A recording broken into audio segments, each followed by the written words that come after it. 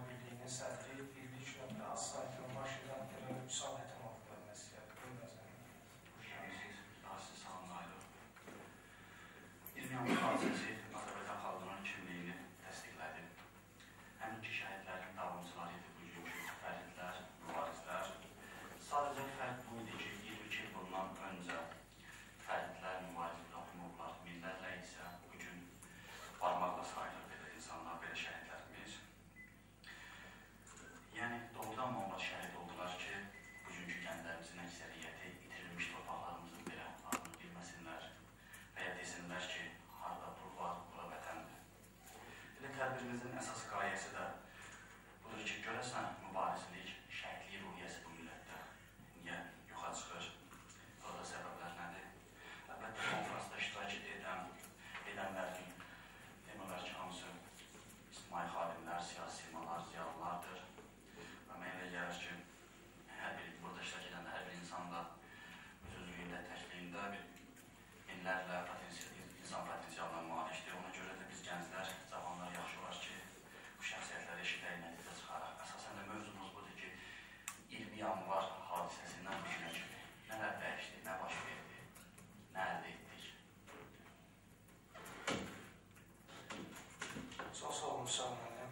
Çıxış üçün sözü istərdik Azərbaycan Ziyalılar Birliyinin sədri Ziyalımız Əlbəz müəllimə. Buyurun, Əlbəz müəllim. Təşəkkür edirəm. Belə tədbirlərin keçirilməsi olduqca vacibdir və təşkilatçılara öz adından minnətdarlığımı bildirirəm. Təəssüf ki, görürsünüz, ləyaqətli təşkilatların, ləyaqətli insanların keçirdiyi tədbirlərə son zamanlar insanlar az gəlir. Bu da bir qorxulu simptomdur. Demək, kütləvi surətində xof, qorxu hakimdir. Hakim kəsilib bir çoxlarına. Amma belə deyək, dünən İlyas Ravagil hansısa gətirib mənə zəng elədi, dedi ki, Əlbəz müəllim, 20 yanvar faciədir ya da yaxud qəhrəmanlıq. Sözün doğrusu biraz tutuldum, amma cavab verdim. Cavab verdim ki, bu həm faciədir, həm qəhrəmanlıq. Yəni, qəhrəmanlıq bir çox hallarda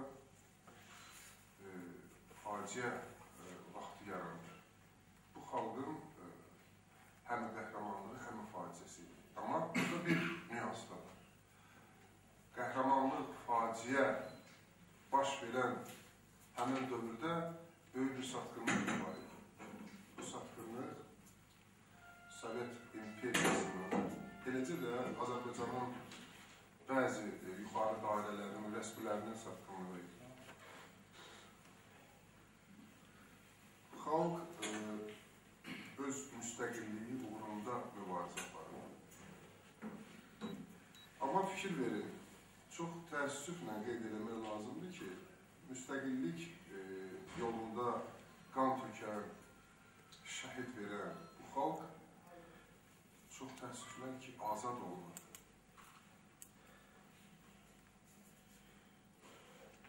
Azad olmadı. Yəni, müstəqillik biz əldə eləsək də, hələ ki, azad deyilik və bu, bugün də təzahür edir. Azad sözə qarşı, azad ifadəyə, azad fikrə qarşı, bəzi hallarda dini etiqadına qarşı nə qədər gözümüzün qabağında hadisələr baş verir. Onlardan elə götürək, son zamanlar apreldə həbs olunan bizim demokratik düşərgələr olan qardaşlarımızı götürək, öz əqidələrinə uyğun olaraq Allahı əsas götürən, ədalətdən danışan, pak dindar qardaşlarımızı, hicab müdafiə edən, demək, İslam Partiyasının üzvlərini, bu ondan xəbər verir ki, bəli, biz hələ də azad deyilik. Çox təəssüflə onu qeyd edirəm. Bilirsiniz, dünyanın gərdişi elə gəlib ki, biz Azərbaycanlılar olaraq, Azərbaycan olaraq bir çox hallarda bir komediyanın tamaşaçısı oluruq. Amma nədənsə həmişə faciə olanda biz onun iştirakçısı oluruq. Başımıza gəlir, qəzalı qədər. 20 yanvar günü burada elə cavanlar var ki, uşaq idi yəqin. Amma 20 yanvar gününü çoxları xatırlayır. 19-u gecə bizə zəng elədilər. Mən o vaxt kino sahəsində işləyirdim, kino studiyada işləyirdim. Və biz səhərə qədər çəkilişlər elədik. O dünyaya yayılan o kaset ki var idi, yəni o bizim əməyimiz oldu. Və inanın ki, gördüklərim indiyənə qədər mənim bir çox xəstəliklərimə elə bir təkan verir. Gördüklərim. Bir yerdə avtomatı sinəmə elə çırpdılar, dirədilər ki, kinostudiyanın qapısında. İndiyənəcən həmən ağrı vardı. İndiyənəcən o sümüyümdə ağrı var. Yəni, bir daha qeyd edeyim, yəni çıxış edənlər çox olacaq. Bu, həm bizim qəhrəmanlıq sallamamızdır, həm də faciəmizdir. Amma çox təəssüf ki, orada satqınlıq da var idi və 2 qat artıq acı bir təəssüflə qeyd edeyim ki, o satqınlıq bu gün də devam edir. Böyle. Təşəkkür ederim Dəniz müəllimə. Çıxış sözü Vətəndaş İnkişaf Partiyasının sədri Məhəmməd Yedar.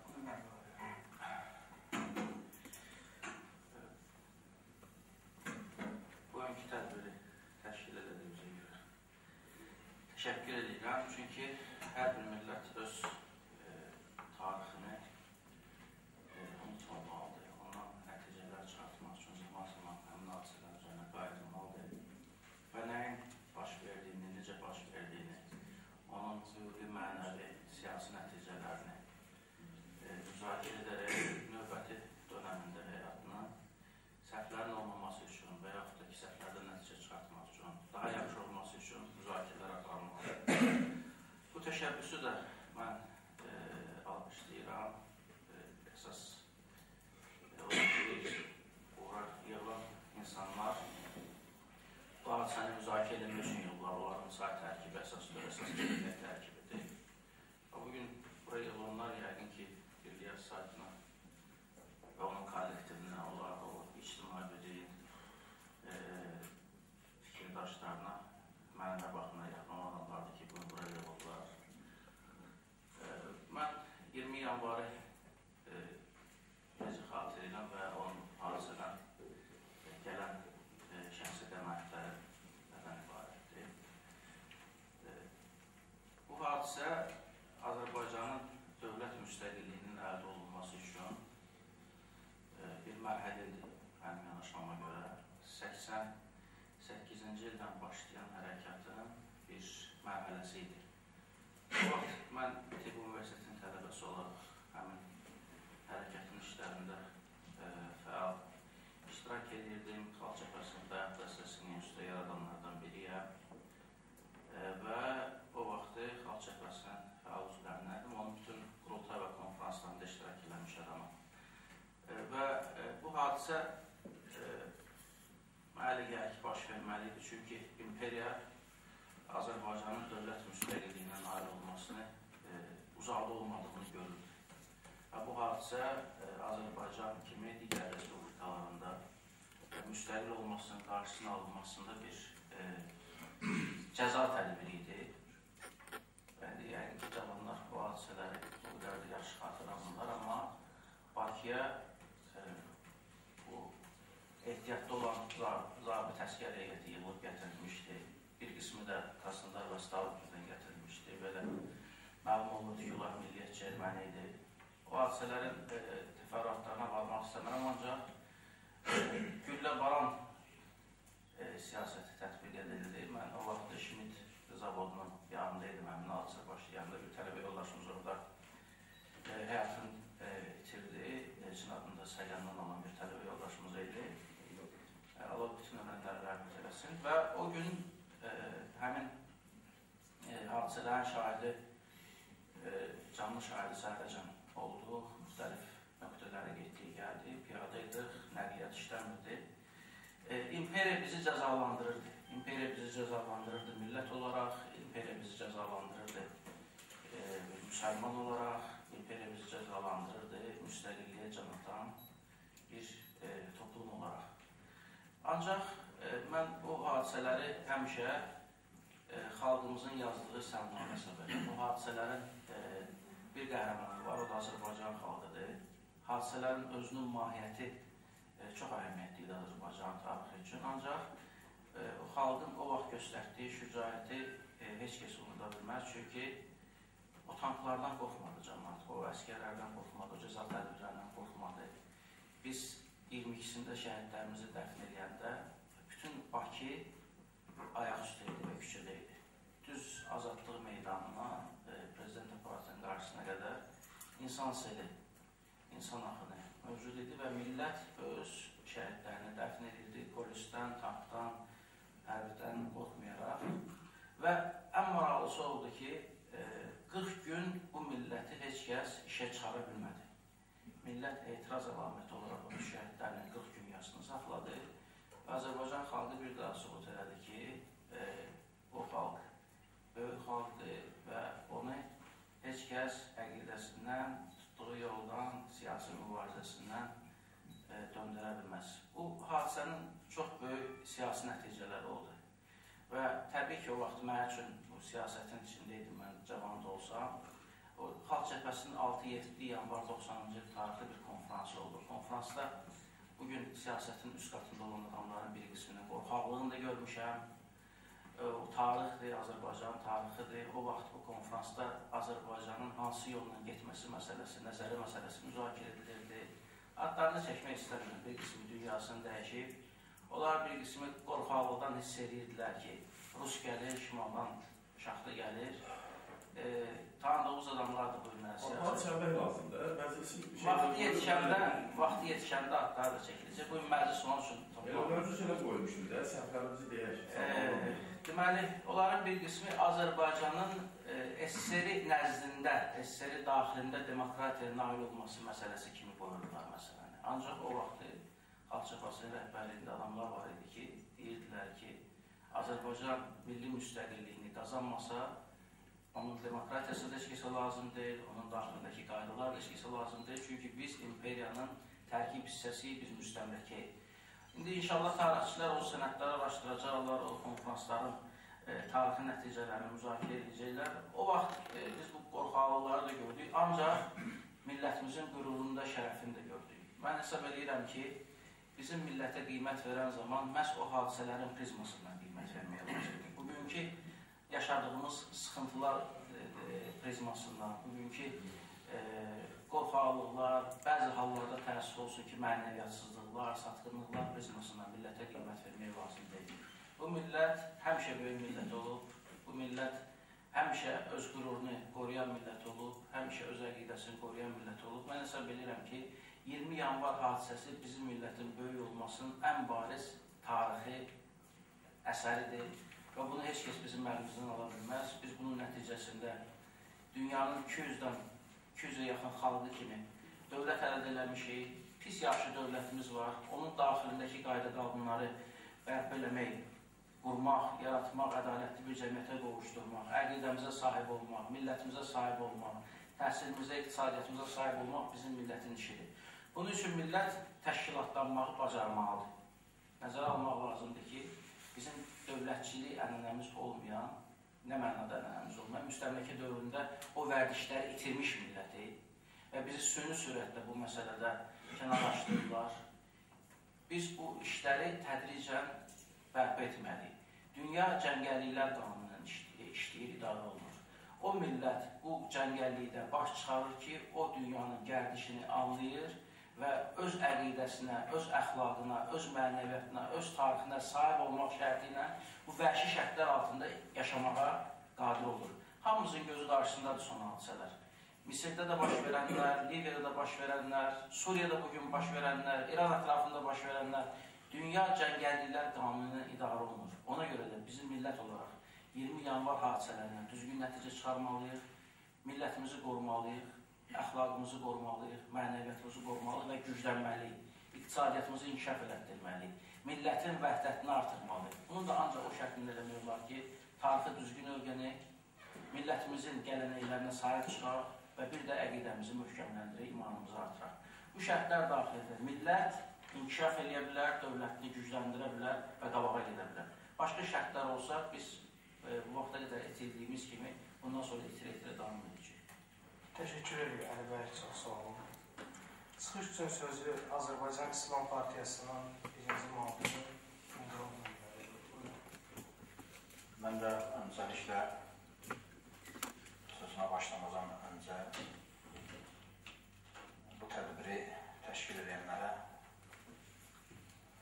təşkilatımızın rəhbərliyi adına təşəkkürümüzü bildiririk ki, bugün bizi bura cəm edirlər bugünkü gündə.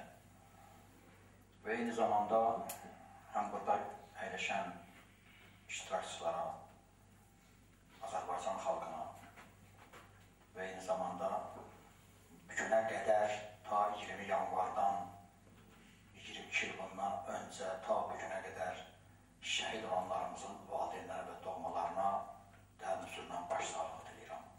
Allah onları rəhmət eləsin, eyni zamanda Allah səbr versin inşallah.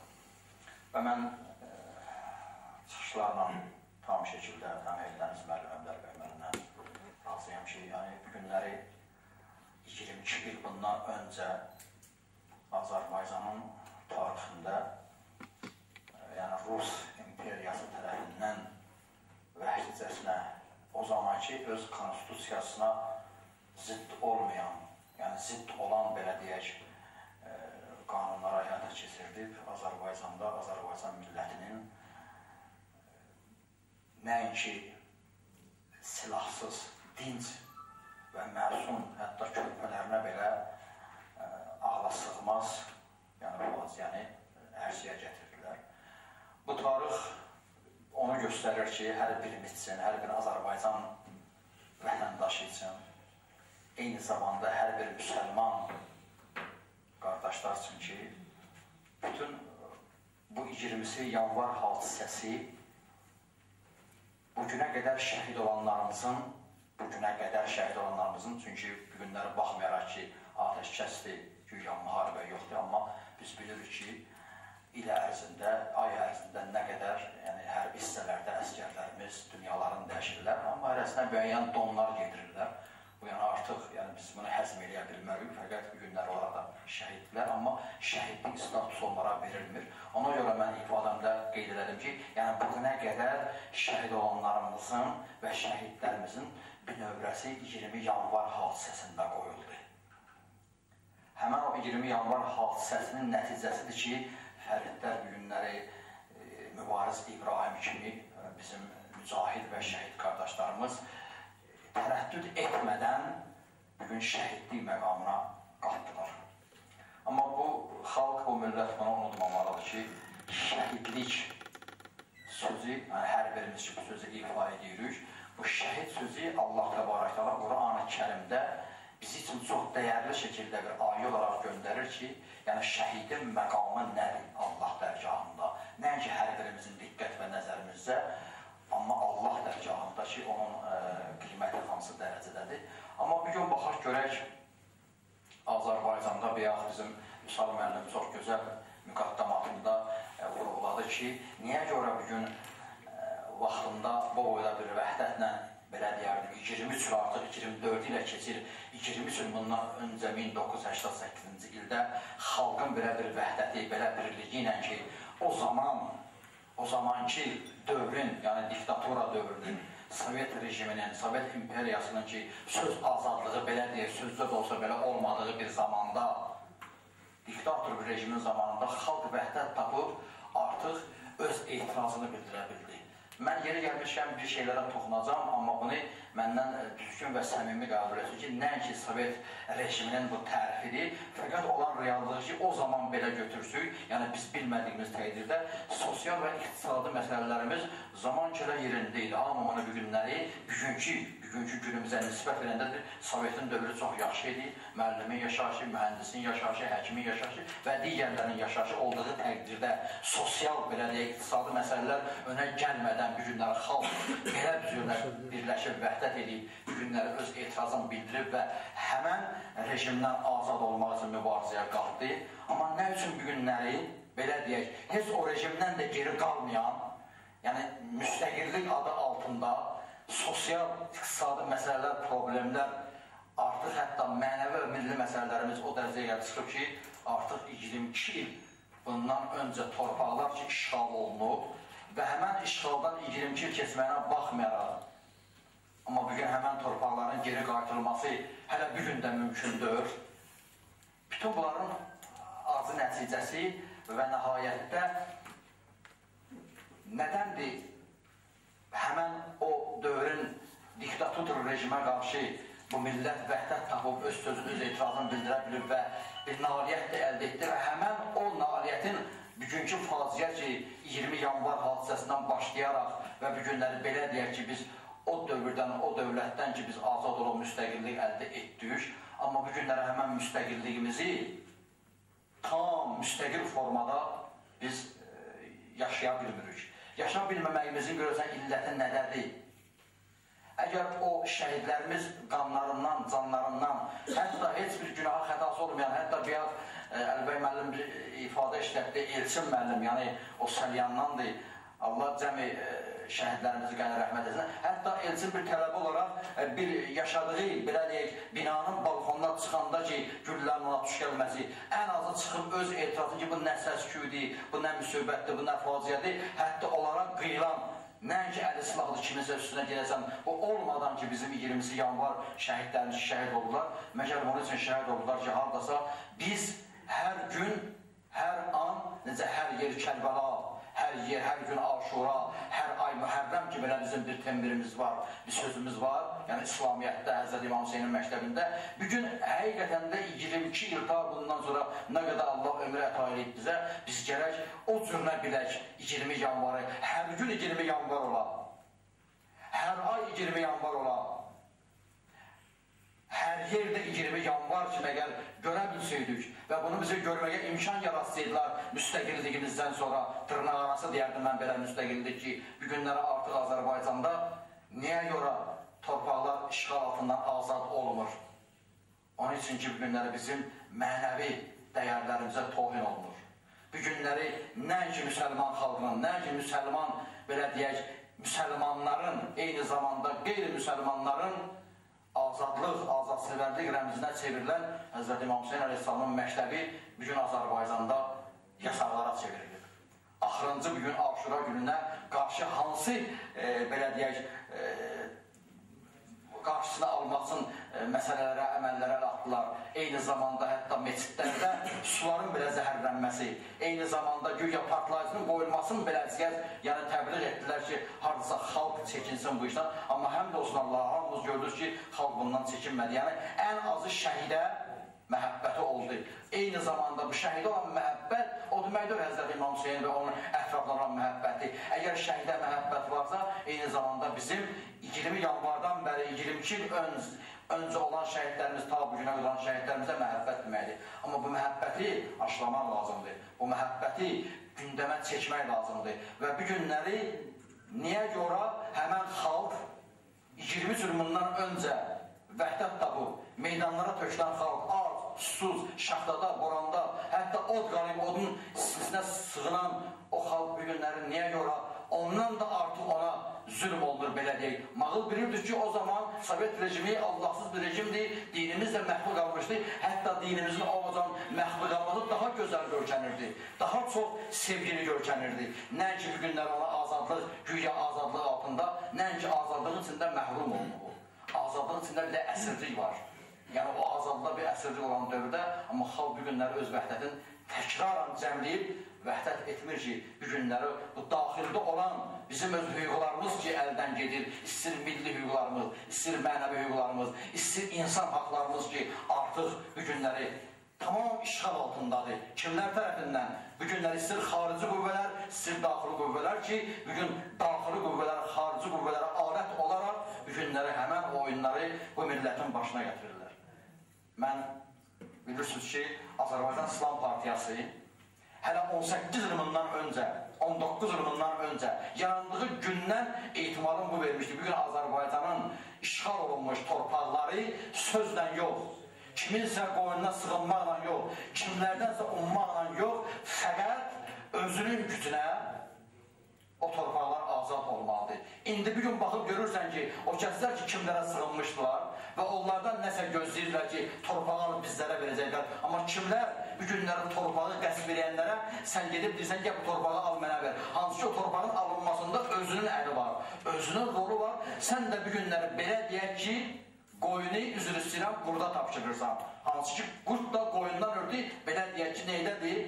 Hələ gecə gündüz onun həsrətindədir. Bax, belə bir gün bizim torpaqlarımızın azadlığı fəqət öz vəhdətimizin, öz milli və mənəvi dəyərlərimizdən üsət taparaq, tariximizə qaydaraq, o şəxslər ki, bu günləri həqiqətən örnəkdirlər, Həzrəti İmam Hüseyin əleyhissalam kimi bir kəs ki, hətta bütpərəz, hətta xristiyan, tamam məzhəbi bizdən olmayanlar belə onun inqilabın, onun qiyamın ki, haqsızlığın qabağında o cəsarətini özünə simvol götürüb və bu günləri öz istiqbalətlərini əllərə gətirirlər. Fəqət bu günləri bizim, həmən bu sərmayə bizim olduğu təqdirdə biz öz sərmayəmizdən düzgün istifadə edəmirik. Məgər bu ona bənzəmirmir ki, bir tacirin əlində müəyyən qədər sərmayəsi var, amma ticarət etməyi bacarmır. Biz bilavasitə bu məsələlərdə ona bənzəyirik. Gəlin gərək bunlardan çıxış yolunu tapaq. Bu çıxış yolu fəqət ancaq bizim vəhdətimizdədir. Hər kəsən öz mənliğini kənara qoyub, mən daha önəmliyəm, mən daha buna çox layiqəm, mən orada daha çox layiqəmləri kənara qoymaq, ümumi işin xaltırına, o şəhid olanlarımızın töküldüyü qanları xaltırına bu günləri vəhdət edib, bütün bu məsələlərdən çox üzü alınaqca çıxmalıyıq. Əgər istəyirik ki, bu günləri, xahiş edirəm, tutarlam sözünü tamam, əgər istəyirik ki, bu günləri biz o şəhid olanlarımızın, məxsusən bugünkü sabahki gündə 22 üstündən keçmiş o şəhidlərimizin ruhu qabağında və onların ruh istirahatlığını təmin edək, fəqət o zaman olacaq ki, bizim torpaqlarımız öz gücümüzə geri qaytarılacaq. Bu zaman onların ruhu şadına bilər. Təşəkkür edirəm diqqətinizə yox. Çox sağ olun, təşəkkür edirəm sizə. Azərbaycan Birləşmiş Partiyasının sədri Xudu bəy, buyurun zəhmət olunuz. Allah öz minnətdarlığımı bildirmək istəyirəm. Məclisi təşkil edərsiniz. Öncə iman yolunda, əqidəsi, haqq yolunda, torpağı, vətənin yolunda şəhid olmuşların deyəlim, ruhlarının şad olsun, Allah onlara rəhmət eləsin. Burada məclisi açanda qardaşımız qeyd elədi ki, bu hadisə baş verirdi. Biz bundan elə nəticələr çıxardaq ki, gələcəkdə bir də təkrar olmasın və səhvlərimizdə bəzi məqamlardan danışaq. Mən elə başa düşürəm ki, həm də anılsın bu. Təbii ki, əvvəlki çıxışların bir çoxunda ki, deyənlərə qoşuluram. Hadisə özü-özlüyündə həm süni şəkildə hazırlanmışdı, həm də ki, bir spontan xalqın özünün də burada belə deyək, yaradıcılığı olmuşdu. Mən niyə bunu demək deyirəm? Çünki o hadisələrin bilavasitə içərisində iştirak etmişdim. Əli bəyin dediyi kimi o iclaslarda, o insanların.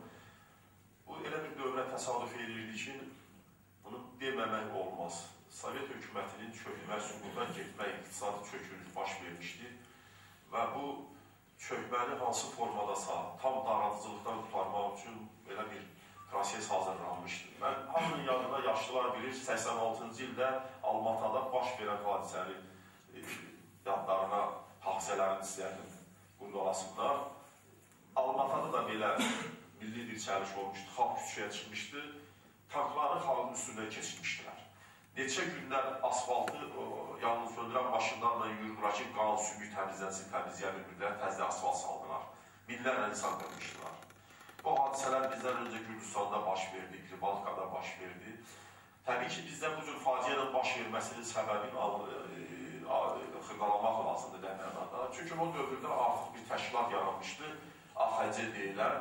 Xalq bütün etimadın Komünist Partiyasına çox təşkilata yönəlmişdi. Mən çox təəssüf edirəm ki, həmən təşkilatın bir qrupu artıq belə hadisələrdə özünüz bilirsiniz ki, hər hansı bir dövlət xalq üsyanının qarşısını almaq üçün bir çox vasitələri atır. Və bir qrup insan da ki, o cəmiyyətə yeridilmişdi və istənilənləri elədilər. Mən o süni deyirəm ki, həmən hadisələrdə bir çox məsələlərə bais oldular. Mən tərəfimdən öz adımı deyirəm, olduğum o vaxtı AXC-nin mərkəz məclisi üzvüydüm, nəzarət təftişini aparıcıydım. Mən həmən idarə heyətinə, Ali Məclisin və Nəzarət Təftişi töhbətin elan elədim və qəbul elədim. Və Azadlıq qəzetində çıxmaq şərti ilə. Qəzet həmən insanların əlində idi. Allah rəhmət eləsin, Əbülfəz Elçibəy rəhmətə gedib, İsa Qəmbər sağdı. Bir neçə dəfə də söhbətimiz olub, qaçıblar. Mən həmişə dəvət eləmişəm o insanları ki, o hadisələr dövründə Rus nə eləyib, imperiya nə eləyib, burada hamımız danışırıq, bilirik. Amma məqamlar var, biz onu açmayana kimi, sabahları sən lider olasan, mən lider olacam, cəmiyyət bizi tanımayacaq. Populist çıxışlarımıza görə tanıyacaq, kimisə tənqid eləməyimizə görə tanıyacaq, sonra da aparıb xalqı bir də elə qırğınlara verəcəyik. O nöqtəyi nəzərdən 20 ildir qardaşımız İslam Partiyası nümayəndəsi çıxış edir ki, niyə buna? Biz siyasi lider yetişdirə bilmirik. Biz qabaqda gedəni arayıb, axtarıb, hansı keyfiyyətlərinə görə arxasında gedəcəyik, onu bilmirik. Bilmək də istəmirik. Bizi imkan vermirlər bunu edək. Televiziya, mətbuat, idarə olunur, istənilən adamı çıxardılar, istənilən formada danışır, populist çıxışlara görə tanınırlar. Əməl yoxdur. O dövrdə də, o qırğında mən gecə ilə bütün gecəni Şili zavodunun qabağında cəmaat qalmışdı, Əli bəy deyir. Gəlin mən oradan ayrıldım. Bizi tutdular, apardılar. Sözümün canı nə deyir? Hadisələrin mahiyyətində o populist çıxış edənlərin heç birini görmədim. 13-ü 14-ü yanvar Mərkəzi Komitənin qabağında miting gedirdi. Yenə yaşlıların yandaşını qurdalasalar çıxar. Orada həmən AXC-nin idarə heyətinin yarıdan çoxu çıxış edirdi. Mərkəzi Komitədən tələb edirdilər ki, filankəs yox, filankəs Mərkəzi Komitəsinin katibi seçilsin birinci katibi. Bu, müxalif bir təşkilat, müxalif bir cəmiyyət, xalqın rəhbərliyində olan cəmiyyətin rəhbəri. Yəni, belə bir fəsadlar olmalıydı. Yəni, o vaxt ki, naşırlıq da deyə bilərik, amma son hadisələr bir qrup insanın büyünə kimi siyasi arenada olmağı, populist olmağı, gündəmdə olmağı onu göstərir ki, bu naşırlıqdan çox idarə olunmaqla baş verirdi. Yəni, Azərbaycanda sağlam müxalifəti, konstruktiv müxalifətin bugünə kimi formalaşmamağında baisləri bir çox o insanlar oldu. Qaldı ki, biz bugün imperiya adlandırırıq.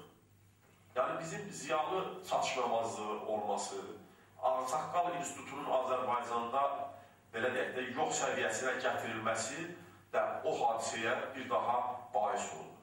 Mən paralellər aparıram, o hadisələrlə zəminin yaranması, qırğının, erməni pogrom təşkil olunması süni şəkildə və AXC-nin içində müəyyən qrupların buna cəlb olunması və bunun kütlələrə sirayət etməsinin təşkil olunması, bir çox hadisələr, bugündən haradasa paralellik var. Bu yaxınlarda baş verən hadisə, o bir jurnalist öldürüldü. Hamın yaxın vaxtlarda olmuş hadisə hamın hafizəsində var. Kim idi, nə çıxışlar edildi, nə oldu və öldürüldü. Və bugünkü mətbuatın apardığı, belə deyək də, informasiya, ideoloji informasiyanın təbliğatı, təşviqatı nələrə aparır və dünyada baş verən proseslər. Sizə elə gəlmir ki, Azərbaycanda yeni bir şey hazırlanır. Azərbaycanda yox, bu bir qrup ölkədə hazırlanır və Azərbaycan da onun içərisində daxil olur. Nə baş verə bilər? Bugün dini zəmin adı altında 22 il bundan qabaq olmuş hansısa bir hadisəni yetişdirməyə çalışırlar. Bu məsələlərə ciddi yanaşmaq lazımdır ki, tarixdə 22 il bundan qabaq biz belə bir vəziyyətə düşdük. Bugün düşməyə heç olmasa. Bugün siyasi adı üstünə götürüb hər hansı bir adı qabağa düşən insan məsuliyyəti dərk eləməlidir. Bu proses gedir, özü də Allah imkan versə, sağ qalsaq, Allah'ın baxıb görəcək ki, Allah bizi bəlalardan tutarsın. Bizə elə gəlir ki, oturmuşuq burada, Azərbaycanda bir siyasi partiyanın rəhbəriyik, biz hər şey eləyə bilərik, hər şey deməyə qadirik. Elə deyil. İslam Partiyasının başına gələnlər göz qabağında. Neyirdilər ki, cavan uşaq çıxıb, deyirdi ki, mənim adam bacım hicabını açmaq istədir, niyə bunun hicabına rədd olursan? Mənim söhbət ondan gedir. Başlarına nə gəlir? Və hansı formada çatdırılır? Bugün Azərbaycanın web saytlərinin çöktürülməsi, harayla aparıb bağlayırlar. Süni şəkildə hazırlanıb gedən proseslər. Bunu bilmək lazımdır. Yəni, baxın, 20 yanvardan danışırıq. Eyni şeylər həmən xalqıq, sərbətimizə görə, mülayimliyimizə görə, nə bilim, geosiyasi məntəqədə yerləşdiyimizə görə həmişə bu bəlalar bizi gözləyir. Oluflu olacaqdır. Mən bir şey də yanıma gəlir. Biz o dövrdə deputatları yığdıq parlamentə, gülləbaran altında yəni kvorum alınmağa görə Bəxtiyar Vaxtcəlidən xahiş elədik, o da çıxış elədi. Şəxsən mən özüm 27-yə yaxın deputat gəlmişəm gecəyə və özüm həmən məclisə iştirak eləmişəm.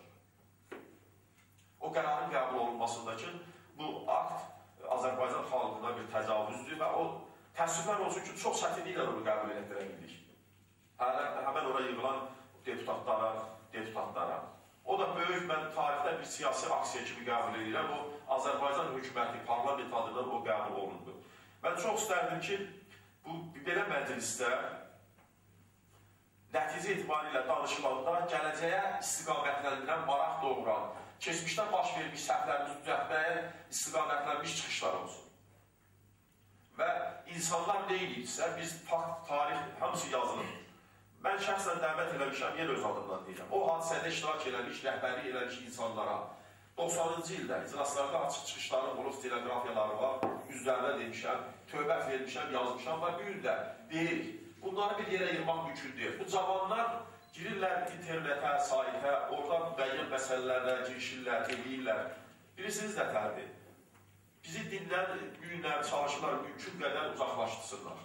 Bu, iman deyil, bizim bax bu hadisələrin baş verməməsi üçün əlifbadır. Biz özümüzü tanımalıyıq orada. Orada hər şey var. İndi bilirlər ki, Azərbaycan haradasa meyillənib İslama, həqiqi cavanlar oxuyurlar, ədəbiyyatdan nəzəriyyəni oxuyurlar, dərk edirlər ki, bu yalancı mollaların dediklərini, Quran nə deyir, filan nə deyir, xurafat nə deyir. Və bu çox qorxuzur.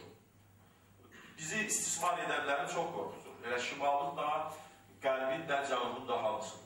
Ona görə də bizi bəlalar gözləyir, gözləyəcəkdir. Biz çalışmalıyıq ki, biz gördüyümüzdən deyək, bildiyimizi deyək. Cavanlar da araşdırsın, ortada kitablar var, yazılmış formulalar var, şablonlar. Nəyin düz olub olmadığını görəcəklər. Mən bircə onu demək istəyirəm ki,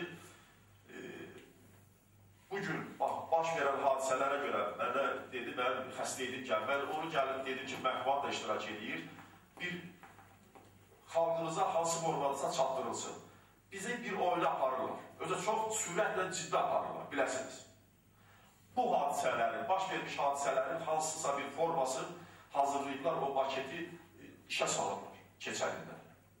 Mən çox arzulayardım ki, bu istiqamətdə düşürək və çalışaq ki, bu hadisələrə birdən düşar olmayaq. Minnətdarımızın. Təşəkkür ediyorum. Hər birimizin hərbi ekspert kimi tanıdığımız, ehtiyatlı olan hərbiçi polkovnik leytenant Ceyid Zəfərli buyursunuz. Təşəkkür edirəm. Düzün desəm, o qədər fikirlər səsləndi. Mənim üçün biraz çətindir istiqamət götürmə. Amma qısaca məlumat verim ki, o vaxtlar mən də hadisələrin içərisində olmuşam. Zaqafqazi Hərbi İdarəsinin Azərbaycan üzrə müxbir məntəqəsinin rəhbəri olmuşam. Və hadisələrin 88-ci ildən bu yana inkişafını izləmiş və görmüş bir şəxs kimi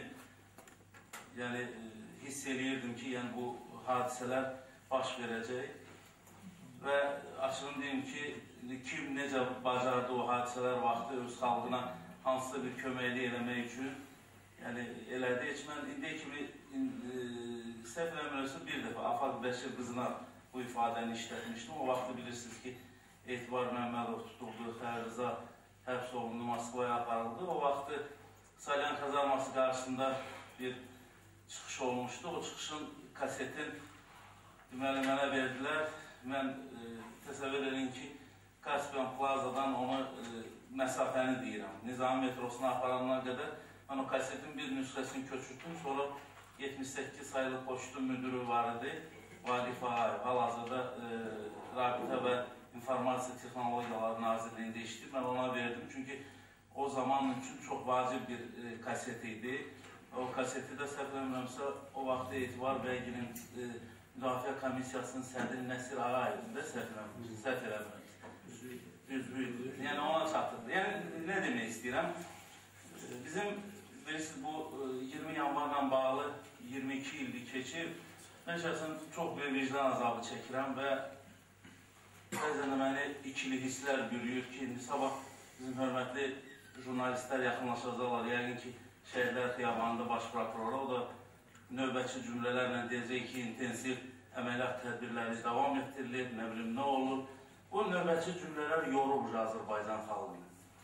Cinayətkarlar bəlli, Qarbaçov SSR-nin rəhbəri, Müdafiə Naziri Yazov, Daxili İşlər Naziri Vadim Bakatin, Primakov Cəllad, Girenka, Mixail və digərlər, adlarını saymıram. Çünki o adamların hamısı Bakının göbəyində oturmuşlar. İndiki Müdafiə Nazirliyində cənub istiqamətləri qoşunları vardı. Hamısı oradan idarə olunurdu.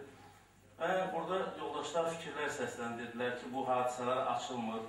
Niyə açılmır? Açılır deyim ki, ona görə açılmır ki, bu hadisələrdə bilavasitə mətbuat xahiş edən mənim sözümü düzgün qəbul eləsin. Bu hadisələrin bəzilərinin baş verməsində bizim daxildə bəyan edilən dedi ki, satqınlar var idi ki, hansı ki, bu hadisələrdən sonra orden medallarla təltif olundular. Onlar istəmirlər ki, bu hadisələr açılsın. Bu hadisələr açılanda ondan sonra ortaya çox maraqlı faktlar çıxacaq ki, Bakıdan kimlər telegramalar göndərirlər Moskvaya ki, bizə kömək edin, ay haray, orada hər şey əldən gedir. Ona görə onlar açılandan sonra xalq burada biləcək ki, bu oyunların içərisində kimlər olur. Ona görə istəmirlər bu məsələlər açılsın. 22 ildir hər dəfə şəhidlər xiyabanına gedirlər, növbəçi bəyanatlar verirlər ki, cəzalandırılmalıdır. Qardaş, nəyi gözləyir? Gözləyir Qarbaçov başını qoysun, gözləyir Yazov başını qoysun. Biz onsuz da bilirik də.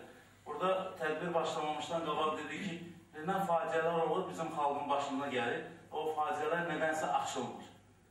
Ona görə açmaq istəmirlər ki, açılsa çünki bəzi məsələlərə də aydınlıq gətiriləcək. Mən düzünü desəm, o vaxtı da, yəni hətta Prezident yanında İdarə Etmə Akademiyasında çalışanda, yəni Bakı Sosial İdarə Etmə və Politologiya o vaxtı da Panorama qəzeti çıxırdı. Mən orada bir yazı yazdım ki, nəyi gözləyirik? Nə vaxta qədər, yəni biz ancaq növbəçi, belə deyək də, televiziyalarda, mətbuatda yazacağıq, bununla da işimizi bitmiş hesab edəcəyik. Biz şəhidlərin qəbri üstünə gedəndə biz onlara hansı hesabatı veririk? Bayalar burada İslam Partiyasının hörmətli Sədr Mavini də çıxış edəndə dedi ki, torpaqlarımızla bağlı. Mən 94-cü ildən sonra artıq teleekran qarşısına çıxıb o sözü istifadə eləmədim, demədim ki, Allah bizə qismət eləsin, biz 95-ci ildə inşallah işğaldan azad olunmuş ərazilərdə Novruz bayramını qeyd edirik. O vaxt ASTV-nin veriliş var idi. Görün 94, 2004, 2014 yaxınlaşır. Bilirsiniz, hər dəfə bu məsələlər, bilirsiniz, bir növ özümə hərdən sual verirəm ki, yəqin ki, bu hadisələr baş verməsəydi, kimlər üçünsə danışmaq üçün yəqin ki, mövzu olmazdı. İndi bu hadisələr baş verib, onlar yalnız, belə deyək də, çıxışlar eləyirlər. Cinayətkar bəlli, yəni adlarını da dedim, sadəcə onları tutub gətirmək, Elmar Hüseynovun belə deyək də, qatilini tutub Gürcüstandan almaq kimi çətin bir məsələ deyil ki, Rusiya ilə Azərbaycan arasında hüquqi yardım haqqında sənəd var. Nə mane olur bizim baş prokurorluğa bu sənədləri axıra çatdırsınlar və həmin o cinayətkarları, bəlkə bunlar məsuliyyətə cəlb olunsa, Bayaq Fılı bəy burada dedi, Azərbaycan xalqına, belə dedi, yuxarıdan aşağı baxmağa, belə deyək, cəhd edənlərin sayı da bəlkə azaldı. Biz bilirsiniz, mən qarışıq, belə deyildi, bizim bütün tədbirlərdə çıxış edirik, dildən hamımız fəryad, əla sözlər danışırıq, amma ortalığa bir şey çıxara bilmirik. 1-3 milyon xalqlığı üzr istəyirəm, erməni 20 ildən artıqdır bizim torpaqlarımızı işğal altında saxlayır. Erməni kimdir? Aydın məsələ bunun arxasında Rusiya dayanır. Hamımız da bunu bilirik, amma eyni zamanda da bizim rəsmilərin də Rusiya ilə münasibətlərini də görürsünüz. Ona görə də nə 20 yanvar açılmır, nə 20 noyabr açılmır, nə 20 saya gəlirik. Yəni, biz çalışmalıyıq ki, bayaqlar mənim dedim, mən özüm qorxuya düşdüm ki, hansısa bir proqram hazırlanır, növbəti neysə bizi gözləyir. Harası getdi bilmədim, amma mənim üçün çox maraqlıdır. Əgər o bilirsə hansı proqramlar hazırlanır, çox yaxşı olar ki, bilməyənləri də agah eləsin ki, bilməyənlər bilsinlər ki, bizi sabah nə gözləyir.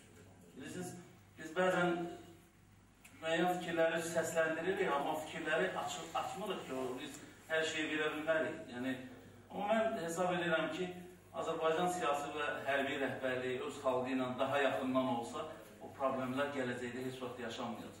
Şəxsən mənim düşüncəmə görə. Bilirsiniz, bizim son dərəcə Allah-Taala bizə yeraltı, yerüstü sərvətlər verir. Və o yeraltı, yerüstü sərvətlərdən Azərbaycan xalqı üçün, Azərbaycan xalqının rifahı, o vəhdəti üçün, belə deyək, inkişafı üçün istifadə olunsa, 20 yanvarı bizim başımıza gətirənlərin, belə deyək də, baş başına elə oyunlar aça bilərik. Belə deyil, onlar Lora dildə desə əlifbanı tərsi oxuyarlar. Sadəcə o əzm göstərilmədiyinə görə bu problemləri yaşayırıq, bu problemlərin içərisində çabalayırıq.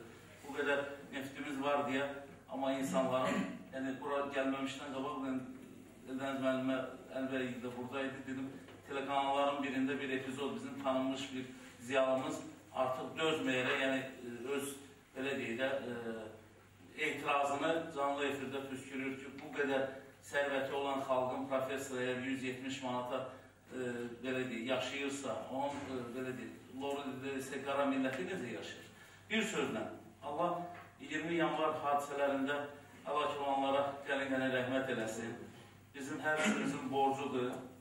Bizim rəhbərlərə bu fikri çatdıraq ki, bu işi sona çatdırsınlar. Çünki bu iş sona çatdırılmasa, əlbəttə ki, bizə bir ciddi xalq kimi, ciddi bir, belə deyək də, dövlət kimi baxmazlar. Necə ki, indi, belə deyək də, bizim bəzi hallarda heysiyyatımızla oynuyorlar. 20 yanvar faciəsi öncəsi Rusiya o cəllatlarına müharibə veteranı statusunu verir. Təsəvvür edin. Ola bilərdi ondan bir ay qabaq olsun, ola bilərdi fevral ayında olsun. Amma niyə məhz 20 yanvar öncəsi, bir həftə 10 gün bundan qabaq həmən o cəllatlara müharibə veteranı statusunu verirsə? Deməli, Rusiya birisi, mən həmişə demişim, hətta Rusiyanın hərbi ataşesi ilə biz bir məclisdə belə atışdıq ki, siz özünüzü bilirsiniz necə, çox ağıllı aparırsınız, həm də qeyri-səmimi aparırsınız. Siz elə düşünməyin ki, biz sizdən elə deyək də əskiyik və yaxud da ki, biz geridə qalmışıq. Sadəcə olaraq sizi bilirsiniz necədir? Öyrədib buraxıblar bizim üstümüzə. Yəni bizimkilər də vaxtında sizin ağzınızdan vurub cavabınızı vermirlər, ona görə də siz belə baxırsınız. Neysə, başınızı çox ağıratmayayım. Demək istəyirəm ki, ümumiyyətlə 20 yanvarla bağlı mən hesab edirəm ki, təkcə 20 yanvardan 20 yanvara deyil, yəni il ərzində iş aparılmalıdır. Yəni bu şəhid olanların, təkcə şəhid olanlar deyil, orada o qədər günahsız insanlar, belə deyək də, əziyyət çəkiblər. Həm mənəvi cəhətdən, həm fiziki cəhətdən onların da haqqı tanınmalıdır. Bir sözlə, Allah Teala bizi sonraki bəlalardan saxlasın. Allah Azərbaycan xalqına özü rəhm eləsin. Təşəkkür edirəm. Təşəkkür edirik Ceyb bəyə, çox sağ olun. Çıxış üçün söz veririk, dini etiqad və vicdan azadlığının müdafiə mərkəzinin rəhbəri Hazırdar İbrahimoğlu'na. Buyurun. 20 yanvarla bağlı müxtəlif tərəflərdən danışmaq olar. Mən şəxsən hesab edirəm ki, 20 yanvar şərəf səhvəsidir və kaş ki olmayaydı, niyə belə olduqlar. Təbii ki, heç kim istəmir, qurbanlar olsun və bu kimi, amma ümumilikdə 20 yanvar əslində Azərbaycanın Sovet imperiyasından qurtulmasının geriyə dönməzliyinin bir həm də mərhələsi. Yəni, 20 yanvar olmasaydı, yəqin ki, vaxt aşırı bir çoxları yenidən Sovet imperiyasının haqqında nostalji və s. bu kimi fikirləri daha davamlı, daha güclü səsləndirəm. Bu mənada mən düşünürəm ki, 20 yanvar şərəf səhvəsidir. Xalqın hər mənada yaradıcılığı, qəhrəmanlığı səhnədə olan bir şərəf səhvəsidir və burada çıxış deyənlərin demək olar, hərəsi burada danışır müxtəlif epizodlarda olması. Bunu göstərir ki, o vaxt hansısa marginal hissənin iştirak elədiyi, hansısa az bir hissənin iştirak elədiyi bir proses deyil. Hamının o vaxt yaşı düşən demək olarsa, hər kəsin iştirak elədiyi bir hadisə idi və xalqın nə qədər yüksək passionarlığının ciddi göstəricilərindən biri idi. Burada Əli bəy Tibb Universitetindən danışır. Bəli, Tibb Universitetində o vaxt oxuyan tələbələr, misal üçün, ən elit universitet idi, ən çetin ora daxil olmaq baxımından çetin universitet idi. Amma aeroporta qədər bunlar hərəkətlənmişdilər ki, Rus qoşunlu aeroportdan gələcək. Məsələn, Tibb Universiteti mən xatırlayıram, yaxınlarımızdan bildirəm ki, misal üçün, bir neçə yerə bölüşmüşlər. Biri də buydu ki, bir qrupda aeroporta getmiş tibbdə oxuyanlarına. Yəni, bu qədər ciddi əslində insanların içindən gələn bir əzm var. Kiminsə, neyinsə də yönətməsi ilə görüldü, insanların içindən gələn bir mövzu idi. Bu bir şərəf səhvəsidir əslində. O vaxt Azərbaycanın demək olar ki, həkimlərindən tutmuş, jurnalistlərindən tutmuş, kino işçilərindən tutmuş, Dəniz müəllim danışır o məsələ. Doğrudan da o hələ öz işini görür. Kim nə bacarır edir. İndi faktlar çıxır gizli-gizli o vaxt olan ki, kim nə şərait yaradır, bu məlumatlar dünyaya çatsın. Onlar əsl qəhrəmanlardır. Hesab edirəm ki, onlar haqqında vaxt gələcək, kinolar da çəkiləcək, onlar haqqında həqiqi qəhrəmanlar kimi bir xalq üçün də tanıtılır. Təəssüflər olsun ki, bugün də nihilizm notları, xalqın aşağılama notları daha çoxdur. Belə çıxır ki, bu xalqın içində layiqli, tutumlu insanlar yoxdur, olmayıb. Bu, Rus imperiyası vaxtından başlanan, bugünə qədər də davam edən əslində bir stratejidir. Sovet imperiyasında da bu davam edib. Xalqı kiçiltmək üçün ən uğurlu yollardan biri budur. Xalqda, ya bu xalqdan adam çıxmayacaq, bunun dəyərli adamları yoxdur, bunlar hamısı pisdir. Bir dənə də olsun pozitiv nümunələr ortaya nə Çar imperiyasının dövründə, nə Sovet imperiyası dövründə biz görürük ki, çıxmağa qoymurlar. Çıxanda da özlərinə sərf edən filamentləri qoyublar çıxmağa ki, bir növ xalqın inkişafına təkan verməsin. Ona görə hətta 20 yanvar bu kimi müsbət qəhrəmanların formalaşdırdığı, üzə çıxartdığı ən ciddi tarixi səhifələrdən biri kimi deyə bilərik. Digər bir önəmli nöqtə, xalq 20 yanvar günü bir həqiqəti üzə çıxartdı. Qurban verdi, fədakarlıq elədi və fədakarlarını Rus terminolojiləri ilə deyil, başqa terminolojilar da deyil, İslami terminoloji ilə adlandırdı, şəhid adlandırdı. Bugün bəzən çox yuxarıdan danışan insanlar var, dinlə bağlı, filanla bağlı. Başa düşülür niyə danışırlar. Çünki o qədər bu xalq inancına bağlıdır ki, onların narahatçılığı bəzən başa düşüləndir. Xalq qurban verir, fədakarlıq edir, 70 il Sovetdə yaşayıb, Allahsız rejimdə yaşayıb, ondan qabaq da Çar imperiyası dönəmidir, dinə qarşı tam tabular var, qadağalar var, demək olar ki, normal dinin inkişafını qoymurlar. Xalq fədakarlıq edir, qurbanlar verir, dərhal alt yapısından, təhtə şuurundan bunları adlandıran ibarə Quran ibarəsidir. Şəhid. Yəni bunlara başqa ad qoymur, şəhid adını qoyur. Şəhidlər xiyabanı adını qoyur. İlk gündən ha. Bugün ad qoysaydılar, şəhid adı belki qoymazdılar. Bugün Türkiyədə vəfat edənlərə şəhid deyilməsə, belki Azərbaycan televiziyasında filanında şəhid adlandırmazlar. Kompleks olar ki, şəhid deməyir, bizə deyərlər İslam filan, belə və s. Yəni, bu çox ciddi məsələdir ki, hesab edirəm ki, bizim dəyərli sosiologlar, psixologlar bir araşdırmalıdır bunu. Xüsusən, önəmli məsələdir. Xalqın kritik vaxtlarda alt yapısı nədir üzə çıxır? Xalq dərhal alt yapısını üzə çıxardır, şəhid adlandırdıqları bir, ikinci çox mühüm məsələ və bugün üçün çox önəmli mövzu. İlk gündən başlayaraq xalq İmam Hüseyin Əleyhisselamın Əbu Abdullahın bağlı olan təziyyələrlə şəhidlərini qeyd edir. Diqqətli olun, İran, Turan, Bangladeş zat söhbəti o vaxt yoxdur, 70 il Sovetdən çıxıb. İndi deyirlər bəzən ki, bu nə məsələ deyə son illərdə Aşura bəli oldu, Aşura həli oldu. Bunları qoyar bir tərəfə. 20 yanvar hadisəsi baş verir. Bizim də yaşımız qədər o vaxt o proseslərdə iştirak eləmək nə qədər mümkün olub, eləmişik biz məktəbin 6-cı ilində idik, böyük bir qəhrəmanlıq zad eləməmişik. Şərəf duyuruq ki, müşahidə eləmişik, yəni ancaq elə bir epizodik iştirakçı kimi olmağımızdan şərəf duyuruq. Bunu bizə danışmayıblar. Mən ilk dəfə mərsiyə və təziyyəni 20 yanvarda eşitmişim. Bunu bizə danışmayıblar, kimsə bizə bu üçüncü şəxsdən, yazılı ədəbiyyatdan gəlməyib. İlk dəfə olaraq soruşmuşam, bu nədir? Deyiblər, bu mərsiyədir. Bu nədir? Deyiblər, bu təziyyədir. Bu nədir? Filandır. İlk dəfə olaraq 40 gün davam edilməsi və s. və bu kimi. Xalqın o qədər duyğuları ilə oynayırlar son illərdə ki, xalq bəzən özünü itirir. Ki, elə bil ki, doğrudan da bir peşman olmalı bir işləri var dinlə bağlı, İslamla bağlı. Yəni, 20 yanvarın mühüm işlərindən biri oldu ki, İmam Hüseyin Əleyhisselamın məktəbin bağlılığını xalqı 20 yanvarın səhəri günü altyapısından bu refleks üzrə çıxır xalq. Xalq deyir ki, mən fədakar insanıma, qurbanıma şəhid adı verirəm.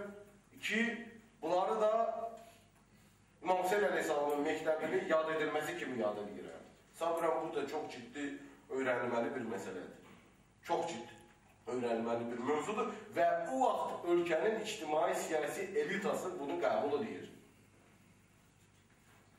Yenə də üçüncü adamlardan işitməmişim bunu. Özümüz gördüyümüz səhnələrdir. Həmən o əzadarlıq mərasimlərində gəlirdilər və ülkənin ictimai siyasi elitası çıxışlar deyirdilər. Pis itsə gerək deyirdilər ki, bu nədir, halqa aşağılamayın, bu cürdən keçirtməyin və s. Məmnunluqla dinləyirdilər, çıxışlarını da edirdilər, gedirdilər. Yəni, bunlar önəmli məsələlərdir. Xüsusən son günlərdə Aşura qeyri-iş günü olsun, olmasın müzakirələrində bəzən qəribə sözlər işlədir. Bəli, Aşura qeyri-iş günü olsun təklifini meydana çıxartmışıq, bu ilə səsləndirmişik, gələn daha da aktiv müzakirəsini deyəcəyik və qəti əminik ki, illər sonra, bir neçə ildən sonra bu rəsmi qeyri-iş günü olacaq. Buna o qədər rahat əminliyimiz var ki, bir mənalıdır. Amma Aşura hardan çıxdı, heç yandan çıxmadı. Bu xalqın mədəniyyətidir, mənəviyyatıdır. 20 yanvar şəhidlərini ananda da o altyapısında Aşura mədəniyyəti var idi, üzə çıxır. Bu da önəmli bir nöqtə. Burada deyildi, oyuna aparırlar. Oyun olub da, nə oyun olasıdır ki? Nə oyun olasıdır ki? Məşidlər sökülüb, hicab qadağası müsibət həddinə çatdırılır. 30-dan çox inancla bağlı deyilir də, oyun gözlər. Nə oyun olası deyir? 30-dan çox inancılı insan həbs olunur. Ruhanilərin təhsil aldığı yeganə mümkün olan dünya İslami akademilərdə təhsil alacaq. Harada alacaq ki bunu? Fəaliyyətinə qadağa qoyulub, kitab bıraxmağa və s. Nə oyun olub da, dinlə bağlı bundan daha nə olasıydı ki? Yəni, oyun deyirsiniz, olub. Oyun, yəni, olacaq yox, artıq baş verir. 2011-ci il Azərbaycan tarixində İslama qarşı ən total repressiyaların ili kimi qalacaq və o mənada bu bir mənalı məsələdir. Amma mən hesab edirəm ki, oldu, olacaqlardan yox, bugünlə bağlı danışmaq lazımdır. Bugünlə bağlı kifayət qədər hesab edirəm, optimist və pozitiv ruhiyyə ilə məsələlərə yanaşmağa əsaslar var. Həmd olsun Allaha, bu məmləkətdə inancına sahib çıxan insanlar günbəgün artmaqdadır. Əgər sorğu keçirilsə Azərbaycan bayrağı ilə bağlı 40-dan yuxarı nəsil sual altında, mən bilmirəm, yaşının qalmamasını istəyər, istəməz, 40-dan aşağı daha böyük sevgi ilə bayrağa səs verər. Əgər 40-45-dən yuxarı ictimai siyasi elitada, ziyalı elitada barmaqla sayılası insanlar var. Məsələn, burada da Elləriniz müəllim o insanlardan biridir ki, bunlar milli köklərə bağlantısını, inanc kimliyinə bağlantısıyla fəxrlə deyir, başqaları bir ehtiyatla deyir. Çox barmaqla sayılası insan var ki, bunu sahiblənir. Amma daha gənc nəsildə bu normaya çevrilir. Çox pozitiv və çox ümidverici prosesdir bu. Və bir məsələdə istəyirəm deyəm ki, bugünkü inancılıq kesim, inancılı insanlar artıq nə 20 yanvar 90-cı ilin dönəmindəki vəziyyətdədirlər, nə 2000-ci ildəki vəziyyətdədirlər, 2011 Allah rəhmət eləsin Hacı Əli İkrama və onun dəyərli, belə demək olarsa, silahdaşlarına, onların bir neçəsi artıq dünyasını dəyişib, Hacı Vaqif dünyasını dəyişib, bir neçəsi də qalır, yəni o dönəmindən olan insanlar deyirəm. Onların bacardığı bu idi. Buracan getirdilər.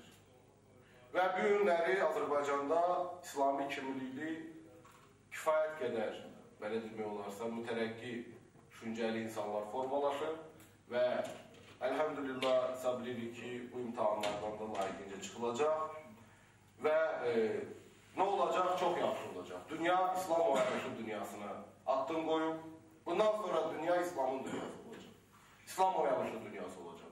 Bütün dünyada postmodern dönemin bir daha da yeni mərhələsi bir saat başlanıb ki, ondan sonraki mərhələ başlanıb. Aydın olub ki, maddəçiliklə, sekularizmlə, sırf Allahsızlıqla uğur yoxdur, inkişaf yoxdur və yeni mərhələ axtarışındadır və gün dünya iki məsələni yanaşı səsləndir. Allah-u Əkbərlə azadlıq şuarı bir yerdə səslənir. İslam oyanışı ilə demokratiya şuarı bir yerdə səslənir. Azərbaycanda necə? Azərbaycanda bayrağında bu keçən əsrin əvvəlində artıq fiksə olunub. Yəni başqa yerlərdə bu gün gəlib çatırsa, bizdə bayraqda bu fiksə olunub. Bir neçə illikdə təcrübəmiz var. Sadəcə olaraq hesab edirik ki, bu dönəmlərdə, bu böhranlı vəziyyətlərdə hər kəs məsuliyyətini dərk eləməlidir və biz çox yaxşı xatırlayırıq 20 yanvarda müsəlman ölkələrinin xüsusi olaraq diqqətini. O cürdə büyük gözləntimiz var. Qarabağ məsələsində həmən o gözləntimiz var ki, o yanaşmanı həmən həddədə neynəsinlər, davam etdirsinlər. Allah kərimdir və ancaq bugünkü vəziyyətə bir narahatlıqla baxmağı mən mənasını görmürəm. Bunlar imtihandır, bunlar bu mərhələni son bir ayda, son 2 ayda Azərbaycan tarixində 10 illiklərin faydası olacaq hadisələr baş verdi. Hadisələr baş verdi. Necə 11 sentyabr hadisəsindən sonra Amerika toplumunda əks proseslər baş verdi və insanlar İslamla daha çox tanış oldular. Son 1-2 ayda da İslama qarşı bir aşağılama kampanyaları başlanırdı. Tamamilə fiyaskoya uğradı. Halk öz dininə tam surətdə sahib çıxır və inşallah bundan da çox olacaq. Və sadəcə olaraq 20 yanvarın ən böyük ağrıdıcı məsələ bu ki, mən bir də tədbirə gələndə bütün yol boyu baxdım. Bir dənə də olsun 20 yanvarı xatırlayan, bir dənə də olsun heç nə yoxdur. Bir dənə də olsun heç nə yoxdur. Yəni, hesab edirəm ki, 20 yanvarın yaşadılmasının bu elementləri ilə bağlı ictimai çox ciddi bir növ təpki olmalıdır. Niyə yoxdur? Nə səbəbə yoxdur və s. Yeri düşmüşkən onu da deyək ki, burada cürbəcür məsələlər son vaxtlar müzakirə olunur ki, ümumilikdə, yəni ölkədə bir əxlaqsızlıqla bağlı hadisələr olacaq, olmayacaq. Mən elə bilirəm, o vaxtda çox danışmağa ehtiyac yoxdur. İslami kimliyi olan insanlar üçün məsələ həll olur. Azərbaycanda bu kimi biabırçılıq yol verilməzdir və əgər Allah eləməsin bu kimi məsələlər baş vermək prosesi nəsə işartıları görsələrsə, Azərbaycanda qanunda zərrə qədər İslami kimliyi, zərrə qədər milli kimliyi, zərrə qədər insani kimliyi olaraq buna öz etirazını deyəcək. Bunun o yan bu yanı yoxdur. Bu vaxtda çox danışıb, çox müzakirələrə xüsusi yeri yoxdur. Yəni, bu bir mənalı məsələdir. Nəfs tutmaq üçün yoxlayırlarsa da xalqın reaksiyasında gördülər. O gün burada da qeyd olundu, ziyalı necə danışıb. Yəni, bu bir daha onu göstərir ki, xalq özünün funksionerlərindən, xalq özünün belə demək olar ki, rəsmi elitasından, hətta vətəndaş cəmiyyəti elitasından daha çox öz dininə, daha çox öz milli kimliyinə bağlıdır. Bunlar hamısı çox önəmlidir. Hesab edirəm 20 yanvara da bunun aidiyyəti var. Çünki bunlar şəhid olmadılar ki, burada gəlib bu kimi hadisələr baş versinlər. Təşəkkür edirəm Allah'a. Təşəkkür edirik Hacı. Bizim dəyərli ağsaqqalımız, Nardaran Ağsaqqallar Şurasının sədri Natiq Kərmoğlu söz verir. Buyurun, son olaraq öz çıxışınızı edin. Bismillahirrahmanirrahim. Mən əlbəttə ki, istərdim burada olan dəyərli insanlarımız, dostlarımız, alimlərimiz öz sözlərimizi düşünürlər. Bu bir günlər idi ki, mən həcimlə tamamilə razıyam ki, bu bir qəhrəmanlıqdır, şərəf idi. Əgər 20 yanvar məsələləri olmasaydı, bizim xalqımız azadlığın nə olmağını tərk eləmişdi. O şəhidlərin qanı hələ belə axmamışdı. O şəhidlər, yəni 88-ci ildən hərəkətdə iştirak eləmişəm və Azərbaycan Xalq Cəbhəsinin Nəsrimi rayon şöbəsində olmuşam. Yəni, iştirak edənlər hamısı şükürlər olsun ki, tanıyırlar məni. və adi bir insan kimi, adi bir müsəlman kimi ora daxil olanda da dostum, qardaşım, Həzimdarın dediyi o bir söz var, çox ləzzət edib mənə, ictimai bazı İslami kimliyimlə daxil olmuşdur. Çünki ondan qabaq bizim Nardıran kəndimizdə və Azərbaycanda bir İslami hərəkat vardı. O hərəkat insanlarda ruhiyyə keçmişdir. Deyirlər ki, niyə Nardıran cəmaatı başqa kəndlərə nisbətən biraz belə çox qabaqda etirazçıdır. Çox suallar verirlər buna. Onun etirazçının əsas səbəbi də o idi. Əsas səbəb odur ki, biz İslama bağlılığımız nə qədər bir səvad olsa da, nə qədər kətçi olsa da, amma bu məsələ çox qabaqda idi. Və o hadisələrin və 88-də olan hadisələrin bəlkə ikinci mitingindən Nardıran cəmaatı axındı, kənddən axın gəlirdi Nardırandan, axın. İştirak edirdilər, imkanı kəndliydi və öz məsələlərini iştirak edirdilər. Şükürlər olsun, Xalq Cəbhəsi yarananda da Nəsimi rayon Xalq Cəbhəsində bir hərəkətdə özümü biz bir təşkilatdan gəldik, Azərbaycan Bakı Çay Siyasi İdarəsindən. O təşkilatlara yaranmamışda Can Polat'ın evində yığışdı, hələ bir şey yox idi, Xalq Cəbhəsi yox idi. Oradan başladıq hərəkət eləməyə. Nə başardıq elədik. Mən çox ümidliyəm, Həcib qəşəng dedi bu sözü və bizim adamlarımız, bizim orada iştirak edənlər, insanlarımız, biz 20 yanvarı o qədər danışa bilərik ki, onu saatlarla tutarmaz o məsələsi. O gənclərin, o uşaqların, o insanlarımızın orada durub gezməyi elə getdilər ki, hələ bir ülbünün bir axırıncı baxışı vardı. O getdi bu, neydi o? Həyat Rejisinin qabağında. Deyəsən o Həyat Rejisinin Naxçıvan qəsrində 20 yanvarda olmuşlar. 20 yanvarda. Dedi ki, oraya gedirəm.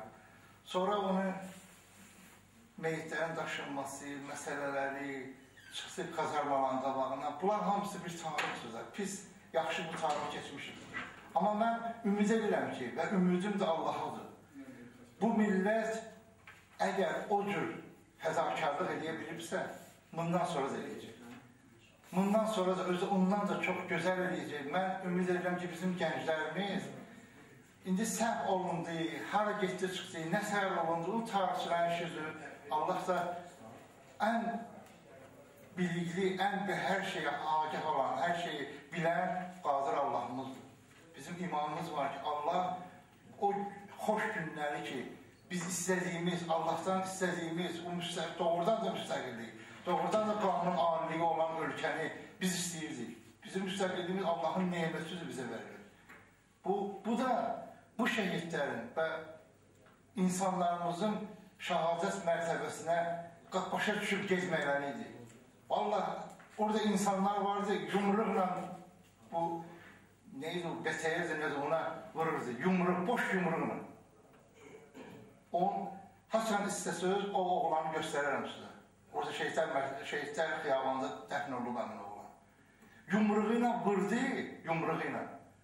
BTR-ə, təzdən yandı vaxtı ona BTR ilə vurdular, avtomatla vurdular, pülümetlə vurdular, gülü ilə vurdular. Ayırt eləmək mümkündür.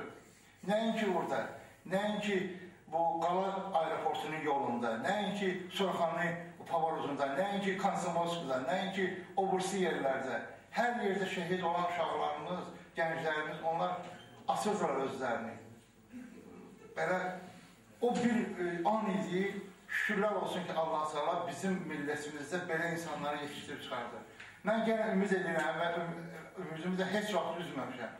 Bizdə bir mən üzr istəm ağalardan, şəriətdə belə bir şey var ki, biz böyük günahlardan biri də naümid olmalıdır. Biz naümid deyilik. Allaha şükür olsun ki, biz qabağa inamla baxırıq və bu millət öz layiqli yerini millətlər arasında tutacaq. Mütləq. Çünki o şəhid verib, öz torpağında alacaq. Bu adamlar ki, indi Üzeyir müəllim gözəl dedi ki, niyə, mən də Üzeyir müəllim ya Xudu müəllim dedi ki, niyə o adamlar götürüb gəlmirlər bu düşmənləri? Axı, kim götürməlidir? Bunlar ancaq beton işlərinə baxırlar, bunlar ancaq pul işlərinə baxırlar, bunlar ancaq qazanc işlərinə baxırlar. Bunların vaxtı yoxdur belə bir şeylərlə məşğul olmağa. Bunlar ancaq fırlayırlar qanunları o yandan, bu işlərlə məşğuldurlar. Kimin evini söksünlər? 10 min dənə, 5 min dənə ev sök, dağıt, yerində nəsə belə bir şeylər çıxkinən ki, oradan pul qazanasan. Bunların imanları puldan ibarət. Bu insanlar siyasi səhnədən gezməlidir. Onun ikinci, beşinci yolu yoxdur. Bu insanlar mütləq özünü mütərəqqi qüvvələrə verməlidir. Allahı başının üstündə görən insanlara verməlidir. O insanlar ki, Azərbaycan xalqını işıqlı gələcəyə aparacaq. Mən ona heç bir qram, heç vaxt şək eləməmişəm və onu da ümidliyəm inşallah. Allah bizim şəhidlərimizi rəhmət eləsin.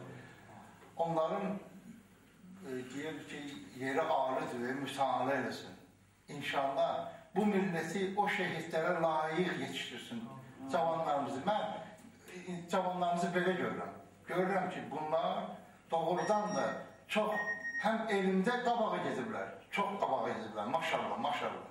Həm də çox inkişafı eləyiblər, dünya inkişaf eləyib, biz bundan geri qalmayacaq. İnşallah ki, məsələn, siz təsəvvür edin ki, o dövrdə informasiya bir dənə fikir verin. İndi burada neçə dənə informasiya, İslami informasiyalarımız var, hazır. Anı vahiddə bütün dünyaya öz fikrini bildirə bilən və insanların fikirlərini yaya bilən insanlarımız var. Bu böyle bir məsələdir.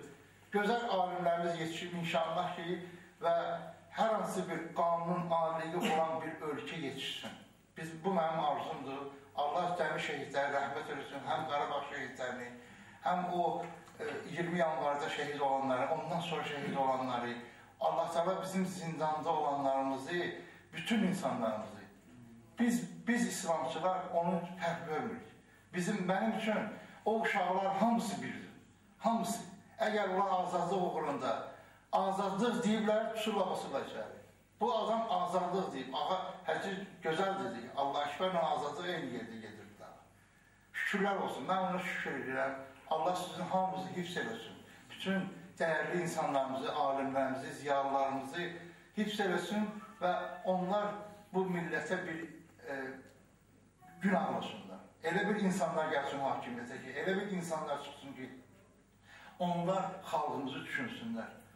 Çox üzr istəyirəm hamımızdan, vaxtınızı uzatdım, biraz çox oldu. Allah cəmi şəhidlərimizi rəhmət etsin. Vəssalamu aleykum və rəhmətullah.